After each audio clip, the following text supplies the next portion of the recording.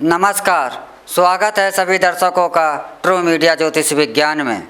आज हम बात कर रहे हैं करवा चौथ के पूजन विधि की कि करवा चौथ पर आप किस प्रकार से पूजन करें और किस तरीके से इस व्रत को आप रखें। तो करवा चौथ के पूजन विधियां अपने अपने क्षेत्रों के अनुसार अलग अलग तरीके से करी जाती हैं। करवा चौथ इस बार 4 नवंबर को मनाई जा रही है। करवा चौथ की पूजन का जो सबसे अच्छा समय है वह है 5:29 से लेकर के 6:48 तक आप इसमें पूजा करें। और चंद्र उदय का जो समय है वह है 8:16 पर चंद्रदेव आकाश में दर्शन देंगे और उदय होंगे।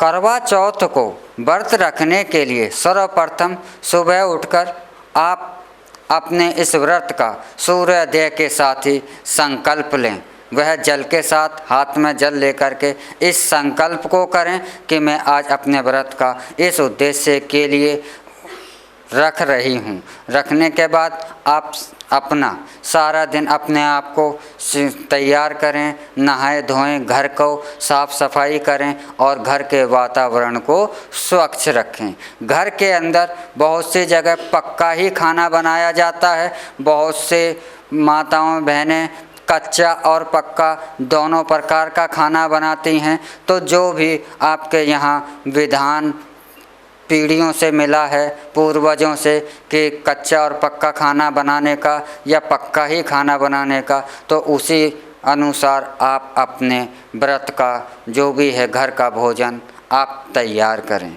भोजन के बाद आप शाम के जो शुभ मुहूर्त है उस समय आप अपने हाथों में चावल लेकर के या पुष्प लेकर के, जो अपनी अपनी रीति के अनुसार है, उसमें लेकर के कथा सुनी जाती है। यह कथा, इस कथा को सुने और कथा सुनने के बाद जो आपका कलश है उस पर 13 बिंदियाँ आप कलश पर फिंगर रिंग जिसे कहा जाता है और अनामिका कहा जाता है, अंगूठे से चौथी उंगली, इससे 13 बिंदियाँ आप कलश पर लगाएं और भगवान श्री गणेश की पूजा करें।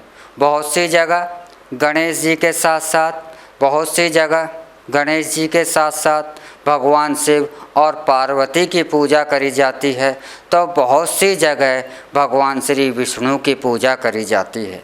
तो इस मतभेद में मैं आपको यह बताना चाहता हूँ कि शिव पुराण में स्पष्ट तौर पर साफ साफ शब्दों में कहा गया है कि जो शिव और विष्णु में अंतर करता है या जो भक्त विष्णु को और शिव को अलग समझता है वह पाप का भागी होता है।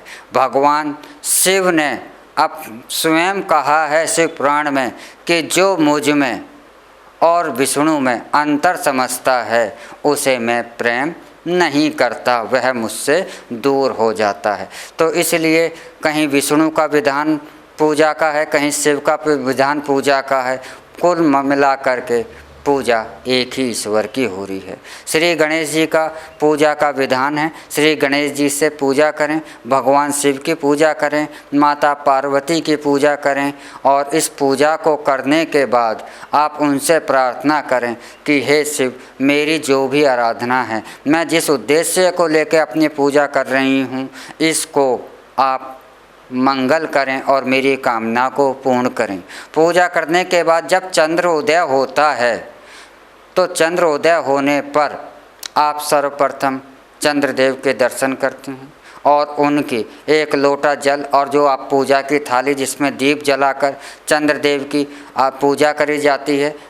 चंद्रदेव के दर्शन के बाद उसके बाद एक चलनी लेकर कर उसमें आप अपने पति देव के दर्शन करें। दर्शन करने के बाद उनके चरण छूकर आशीर्वाद लें। आशीर्वाद लेने के बाद जो भी आपने अपनी रसोई कच्ची और पक्के भोजन की है या पक्के भोजन की, जो भी आपने निर्माण किया है अपनी रसोई में, आप उन्हें भोग लगाएं।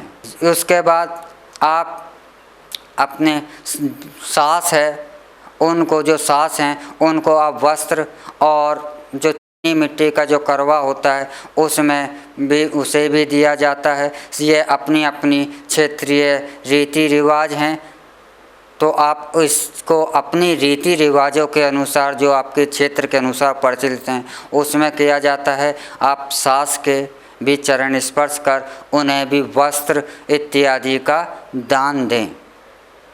तो आप, और जब पूजन के बाद जब आप चंद्रमा का पूजन जब कर लेती हैं तो आपके पास कुछ सीखें होती हैं जो बाज़ार से मिलती हैं, उन्हें चारों दिशाओं में आप इस कामना के साथ कीलन करते हुए फेंकें कि मेरे पति की, मेरे परमेश्वर की, मेरे प्राणनाथ की चारों दिशाओं से ईश्वर रक्षा करे। यही मंगल कामना होती है।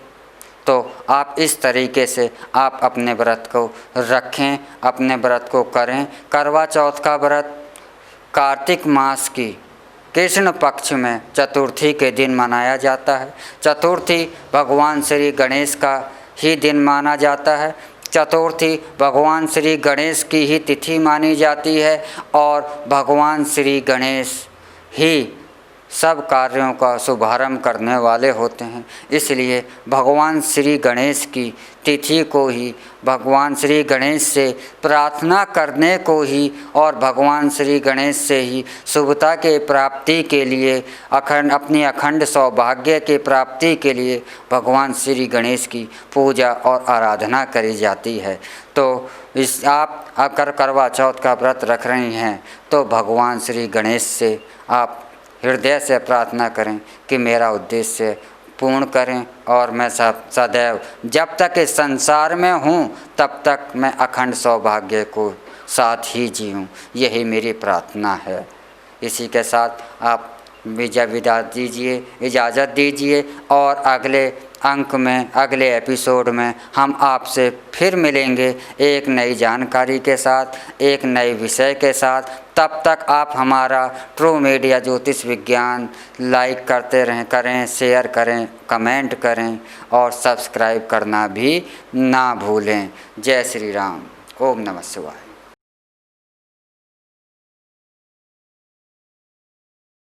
अगर आप ये वीडियो YouTube पर देख रहे हैं तो हमारे चैनल को सब्सक्राइब करें और बेल आइकन को दबाना ना भूलें। अगर आप Facebook पर ये वीडियो देख रहे हैं तो हमारे पेज को लाइक करें।